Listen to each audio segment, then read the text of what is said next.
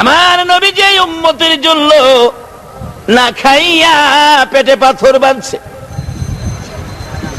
উহুদের জমিনে দাঁত ভেঙেছে, তাইবের জমিনে রক্ত দিয়েছে, তথাপি নবী উম্মতি উম্মতি বলে কাঁদছে। বলুন, নবী শত ব্যথার পরেও আপনার আমার ব্যথায় নবী কাঁদছে কিনা? কত কান্দা নবী কাঁদতেন। পেটের খিদা, এক সাহাবী বলেন, আমি দেখি পেটের খিদায় নবী হাঁটতে পারে না, হেলে ডোলে নবী পড়ে যায়। সাহাবী ধরে বলতেছেন, ইয়া রাসূলুল্লাহ, আপনার পেটে বুঝি খিদা, আপনি এইভাবে কষ্ট করে হাঁটতেছেন? নবী চোখের পানি ছেড়ে দিলেন, সাহাবী রে, আমার পেটে খিদা রে, তারপরে কষ্ট করে হাঁটতেছেন, বসুন আমার বাড়িতে আসুন।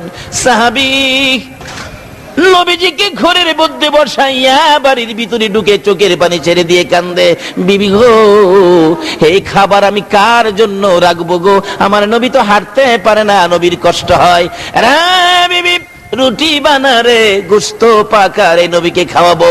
রুটি গোশত নবীজির সামনে দিলে আমার নবী চোখের পানিগুলো জর্জর করে ছেড়ে পকেট থেকে রুমাল বাহির করে রুমালটা বিছাইয়া রুটি নিজের মুখে দেয় না, এই রুমালগুলো বিছাইয়া রুটি আর গোশত রুমালের মধ্যে প্যাকেট করে নবীজি প্যাকেট করে বাহির হয়ে যাচ্ছে। সাহাবী আরজ করে, নিয়ে রাসূলুল্লাহ, এত খিদা নিয়ে আপনি খাইলেন না রুটি গোশত, প্যাকেট করে কোথায় যাবেন? আমার নবী বলেন, সাহাবী রে, আমি নবী 3 দিন পর্যন্ত পেটে খাবার নাই, তারপরও আমি নবী পেটের খিদার কথা ভুলে গেলাম। আমি খবর পাইছি রে, আমার হাসাইন আর হুসাইন না খাইয়া দিন কাটায়, আমার ফাতেমার চুলায় বলে 7 দিন পার হয়ে গেছে, আগুন জ্বলে না। রুটি গোশত লইয়া আমার নবী খাতুনে জান্নাত ফাতেমাতুর জাহরার ঘরের দরজায় আওয়াজ দিলে ফাতেমা শুধু কান্দে, দরজা খোলে না। অনেকক্ষণ পর জবাব দিলেন, বাবা গো, আমি এত ব্যথাই ব্যতীত সহ্য করতে পারি না। দরজা খুলে দিলেন, মা কেন কান্দো বাবা? 7 দিন হলো আমার চুলায় আগুন জ্বলে না, তাহলে কান্দো কেন? এই নাও, আমি নবী তোমার জন্য রুটি গোশত নিয়ে আসছি। ফাতেমা রুটি গোশত হাতে নিয়ে কান্দে, বাবা গো, এই রুটি গোশত আমি কেমনে খাবো গো বাবা? তোমার 2টা আদুরের নাতি ইমাম হাসাইন আর হুসাইন পেটের খিদা লইয়া গোয়ালা কাটা মুরগির মতো লাফাইয়া লাফাইয়া কান্দে গো বাবা। পেটের খিদায় কানতে কানতে বারবার আমার কাছে আইসা আমাকে বিরক্ত করত। আমি একেবারে বিরক্ত সহ্য করতে পারি না। এক পর্যায়ে রাগ হইয়া গো বাবা, আমার 2টা কলিজার টুকরা সোনার পুতুল হাসাইন আর হুসাইনের 2 গালে আমি 2টা থাপ্পড় মারছি গো বাবা। তোমার 2টাই আদুরের নাতি, এই থাপ্পড় খাইয়া জংলায় বসে বসে কান্দে। হাসাইন আর হুসাইন 2 ভাই গলাগুলি করে কান্দে আর বলে, আমি শুনে আসছি।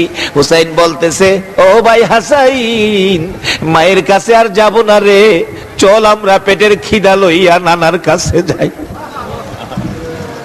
এইভাবে যারা কষ্ট করেছে, তারপরও নবী উম্মতের কথা বলে নাই।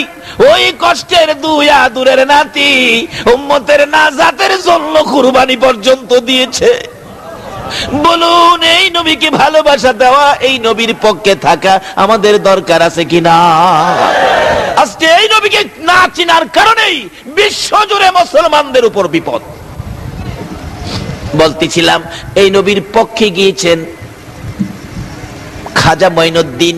নবীর পক্ষে যাবে যারা, আল্লাহর পক্ষ পাবে তারা। খাজা উসমান হারুনি ডাকতেছে, মাবুদ গো, যেই নবী এত কষ্ট উম্মতের জন্য করেছে, এত কান্দা উম্মতের জন্য কেঁদেছে, মাবুদ 3 নাম্বার দাবি তুমি পুরা করবা, কথা দিয়েছো। আমি আরেকটা দরখাস্ত 3 নাম্বারে নিয়ে গেলাম, আমার আখিরি নবীর সকল গুনাহগার উম্মতের তুমি আল্লাহ মাফ করে দাও। আল্লাহ কয়, ও পাগল, যেই দাবি করছস এটা তো সম্ভব না। কেন? তুমি না বলছো? কি বলেন? আল্লাহ কি বলে নাই 3টা পুরা করবে? তুমি তো বলেছো 3 নাম্বার দাবি পুরা করবা, আমি মানি না, দিতে হবে। এটা অন্য নবীর উম্মতের আবার এই সাহস নাই। একমাত্র এই কিসিমের দাবি করতে সাহস পায় আখিরি নবীর উম্মতেরা। জোরে বলুন সুবহানাল্লাহ। এটা শুধু এই দেশে না তো, হাসরের ময়দানেও গিয়া দাবি করব। এমন এক ঘটনা ঘটবে, হাসরের দিন আমার আল্লাহ বিচারের কোর্ট নিয়ে বসবেন। তো বিচারের সিরিয়ালে আখিরি নবীর উম্মত, আল্লাহ ডাক দিবেন, এই কেরামত আলী এদিকে আয়। নামাজ পড়ছিলে? না না, আমি নামাজ পড়ার সময়ই পাই নাই। রোজা রাখছিলি? না, আমার তো গ্যাস্ট্রিক আছিল। এরকম কয় না? বালা মানুষ রোজা রাখে না, জিগাইলে কই গ্যাস্ট্রিক। আল্লাহ বলবি হাসর দিন, এখনো বাটপারি করস? দুনিয়ার মধ্যে বাটপারি করছস, গ্যাস্ট্রিক গ্যাস্ট্রিক নামে যাও। আল্লাহ পাক জাহান্নামের নির্দেশ দিতে দেরি হবে, এই জাহান্নামের দিকে দৌড় দিতে দেরি হবে না। ফেরেশতারা বলবে, খোদা গো, জাহান্নামে দৌড়ায় যাইতে কোন নবীর উম্মতের দেহি নাই। এই মনো জাহান্নামটা কি জিনিস চিনে নাই। আল্লাহ বলবে, দাঁড়া আমি জিগাই। এই কেরামত আলী এদিকে আয়, আখিরি নবীর উম্মত এদিকে আয়। হাসরের দিন এই ঘটনাটা ঘটবে। তুই দৌড়ে কই যাইতেছস? কো আল্লাহ আপনি আমারে কই যাইবার লেগে কইছেন? কো আমি তো তোরে জাহান্নামে যাইবার লেগে কইছি। কত আমি তো জাহান্নামেই যাইতেছি।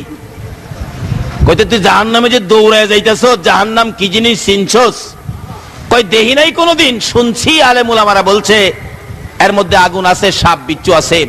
তারপরেও তুই দৌড়ায় যাইতেছস, যে কেউ তো দৌড়ায় যায় না।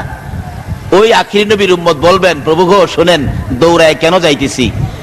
দুনিয়াতে আপনি আমাকে 70 বছর হায়াত দিয়েছিলেন, 70 বছরের মধ্যে আপনার একটা কথাও আমি মানি নাই। আজকে আপনি নিজে কোটি কোটি মানুষের সামনে আপনি সরাসরি আমাকে হুকুমটা করছেন। এই হুকুম যদি না মানি তাহলে আপনার ইজ্জতটা থাকে না। এটা আখিরি নবীর উম্মতে পারবো, অন্য নবীর উম্মতের এই সাহসই নাই। ও খোদা, 70 বছরে একটা হুকুম মানি নাই, আজকে কোটি কোটি মানুষের সামনে আপনি নিজে হুকুমটা করলেন, এইটা যদি আমি না মানি আপনার ইজ্জতটা থাকে না। ভাবলাম আপনার ইজ্জতটা থাক, আমি জাহান্নামেই যাই। ফেরেশতারা কইব, খোদা গো, হ্যাঁ দি কথার কায়দা জানে? আল্লাহ বলবে, হ্যাঁ কে চিনস? হেই আমার আখিরি নবীর উম্মত। জোরে বলুন সুবহানাল্লাহ। এটা বিশ্বকাপের খেলোয়াড়। আল্লাহু আকবার বলুন। আল্লাহ বলেন, আমার বিশ্ব নবী ফাইনাল নবীর ফাইনাল উম্মতের খেলা দেখা হবে, কড়া খেলা। আর একটা খেলার ঘোষণা আমার আল্লাহ নিজে দিয়েছেন। আল্লাহ বলেন, আমার এই ফাইনাল নবীর ফাইনাল উম্মত, এই ফাইনাল উম্মতের খেলা হবে এই দুনিয়াতে, আর ফাইনাল নবীর খেলা হবে আখিরাতে। আপনারা কোরআন শরীফে শুনেছেন, দেখেছেন মিজানের পাল্লার ঘটনা। বলুন, হাসরের দিন মিজানের পাল্লা দিয়ে মাপ দেওয়া হবে কেন? আচ্ছা, আল্লাহ